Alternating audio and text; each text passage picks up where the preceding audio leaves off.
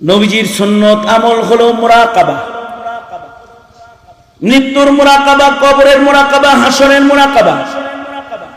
কল্পনার ভেতরে চক্ষু বন্ধ করে কিবলামুখী হয়ে কল্পনা করা যে এই মাত্র আজরাইল আমার মাথার কাছে দাঁড়াইছে, আমার রূহ ধরে টান দিচ্ছে, ভীষণ যন্ত্রণা আমার শুরু হয়েছে, আপনজনরা পাশে আছে কিন্তু কেউ আমার কথা শোনে না, আমি চিৎকার দিচ্ছি কিন্তু মুখ নড়ে না, আজরাইল আমারে ধরে ফেলাইছে, আমার রূহ কবজ করতেছে,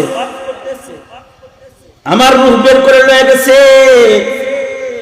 অথবা কল্পনা করবে আমার মরার লাশটা পড়ে আছে, সুন্দর জামা খুলে ফেলা হয়েছে, কাফন পরায় দেয়া হয়েছে, আপনজনরা আমাকে জিন্দেগির শেষ গোসল দিয়ে দিতেছে, আমাকে দরজাবিহীন জানলাবিহীন একা থাকার বাঁশঝাড়ের নিচের নিরিবিলি জায়গার মাটির ঘরের গন্তব্য আমার জন্য প্রস্তুত হইতেছে।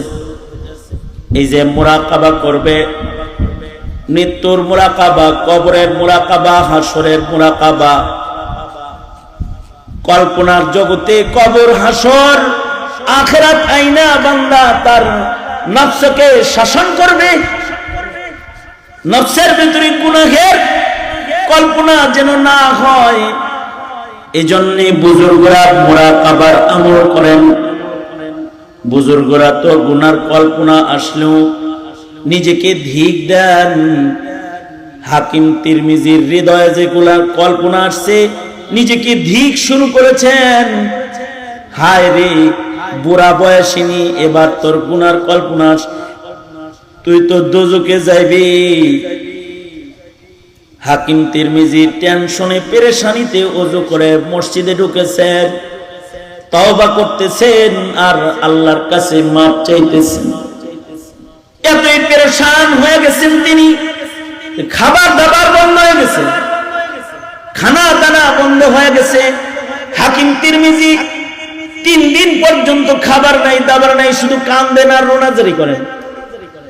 3 দিন পরে হঠাৎ করে স্বপ্নে দেখি মদিনার মরুদুলা মুহাম্মাদুর রাসূলুল্লাহ সাল্লাল্লাহু আলাইহি ওয়াসাল্লাম এসে পড়েছেন। স্বপ্ন যোগে এসে বলতেছেন, হাকিম এত পেরেশান কেন তুমি কাঁদো, খাবার দাবার কেন নাই? হাকিম তিরমিজি নবীজিকে বলে, আল্লাহর নবী গো, কবে 40 বছর আগে আমার যৌবনে কেউ আমাকে গুনাহের